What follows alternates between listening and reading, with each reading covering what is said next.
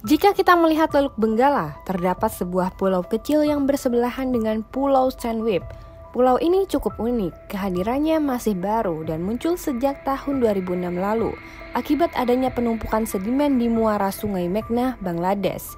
Namun di sini kita tidak akan membahas lebih jauh mengapa pulau terpencil ini bisa muncul, melainkan kehadirannya yang dijadikan sebagai kamp pengungsian etnis Rohingya.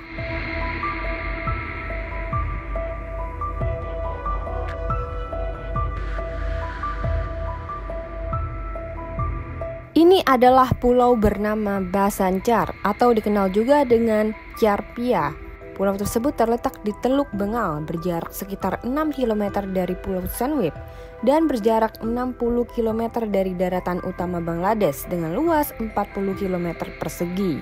Jika kalian lihat, terdapat seperti perumahan dengan atap berwarna merah yang berjajar sangat rapi. Ini merupakan pembangunan kota baru oleh pemerintah Bangladesh sebagai upaya mengatasi konflik dan masalah overpopulasi yang terjadi di kamp pengungsian Cox's Bazar atau kamp Kutupalong.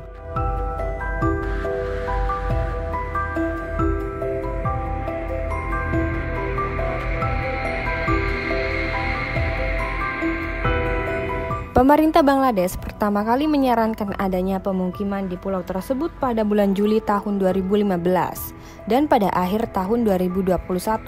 Pulau terpencil ini sudah menjadi rumah bagi sekitar 29.116 pengungsi Rohingya dari total 100.000 pengungsi yang akan dipindahkan dari kamp Kutupalong menuju Bhasanchar. Bahkan kota baru di pulau tersebut sudah dilengkapi dengan berbagai fasilitas seperti rumah, panel surya, sistem pengelolaan limbah, pusat siklon, dan jaringan telepon seluler. Sumber listrik di pulau ini sebagian besar berasal dari sistem tenaga surya yang dipasang di setiap bangunan, termasuk 120 pusat penampungan badai topan. Bangunan-bangunan tersebut memiliki sekitar 52.000 lampu. Sekitar 1.000 lampu bersumber dari tenaga surya, mampu menerangi jalan-jalan di pulau ini pada malam hari. Terdapat pula kolam-kolam seluas 507,3 meter persegi yang akan digunakan sebagai sumber air alternatif. Selain itu, ada juga fasilitas penampungan air hujan. Lebih jauh, pulau tersebut juga memiliki 2 sekolah, 1 masjid, 2 rumah sakit dengan kapasitas 40 ranjang, dan 2 klinik komunitas. Di pulau tersebut terdapat blok-blok raksasa yang terdiri dari 12 bangunan, di mana total seluruh bangunan berjumlah 1.440 bangunan. Rencananya setiap bangunan mampu menampung 16 keluarga dengan dapur dan kamar mandi bersama. Setiap unit bangunan memiliki 4 kamar tidur yang terbuat dari baja dengan fasilitas kipas angin di langit-langit dan lampu di setiap kamar. Setiap kamar memiliki ukuran sekitar 3,7 x 4,3 meter. Jadi, setiap keluarga yang terdiri dari 4 orang akan mendapatkan 1 kamar untuk ditinggali. Jadi, satu bangunan akan menampung seluruhnya 64 orang. Jika dikalkulasikan, setiap blok mampu menampung sebanyak 768 orang. Terdapat pula 8 kompor untuk masing-masing keluarga dengan total 6 toilet serta 4 kamar mandi di setiap bangunan. Selain itu, ada 4 gudang untuk menyimpan makanan dan barang-barang lainnya.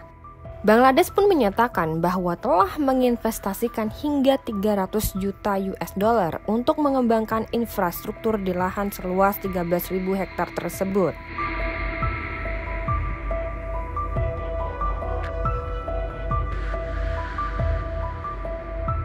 Sejak aksi relokasi pemindahan menuju Bhasanchar, ribuan pengungsi Rohingya sempat melakukan aksi protes kepada pemerintah Bangladesh.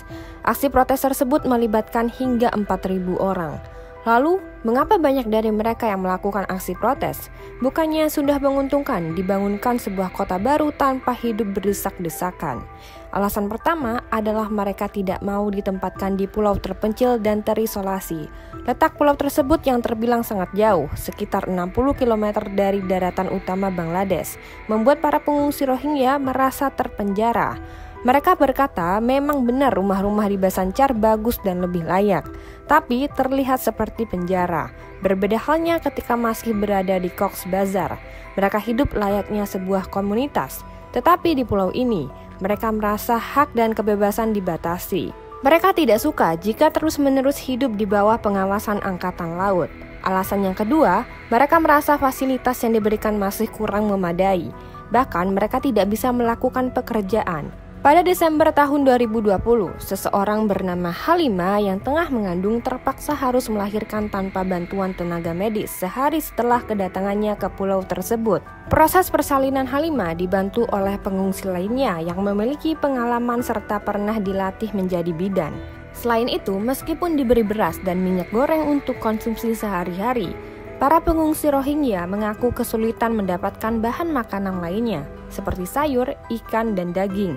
Hal demikian karena di Pulau Bhasanchar diketahui tidak memiliki pasar, sedangkan perjalanan ke daratan utama mustahil untuk dilakukan karena harus menempuh puluhan kilometer menggunakan perahu.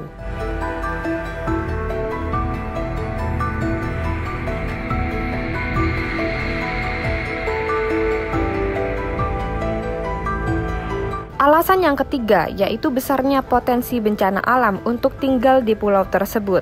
Sama seperti daerah pesisir lainnya, pulau ini dikenal karena kerentanannya terhadap siklon. Bahkan daratan pulau ini bisa terendam setinggi 1 meter saat pasang air laut sedang naik. Mereka khawatir untuk tinggal di sana karena dikhawatirkan akan sulit untuk berkomunikasi dengan keluarganya yang masih tinggal di Kem Kutupalong atau bahkan di Myanmar. Meskipun pemerintah Bangladesh telah berupaya semaksimal mungkin membantu etnis Rohingya menemukan tempat tinggal mereka, Perserikatan Bangsa-Bangsa atau PBB menegaskan bahwa relokasi baru bisa dilakukan setelah studi kelayakan independen yang harus dilakukan secara sukarela. Meskipun proyek ini tetap berjalan, ada banyak tantangan yang muncul dari para pemimpin Rohingya dan kelompok hak asasi manusia. Belum lagi, beberapa kelompok Rohingya yang dipindahkan ke pulau tersebut menyatakan bahwa mereka dipaksa. Bahkan, PBB mendesak pemerintah untuk mempertimbangkan isu-isu perlindungan dan operasional yang kritis sebelum relokasi pengungsi Rohingya ke Pulau Bhasanchar dilakukan. Pernyataan PBB mengatakan bahwa kelangsungan relokasi tersebut akan membutuhkan penilaian menyeluruh dan perencanaan yang matang.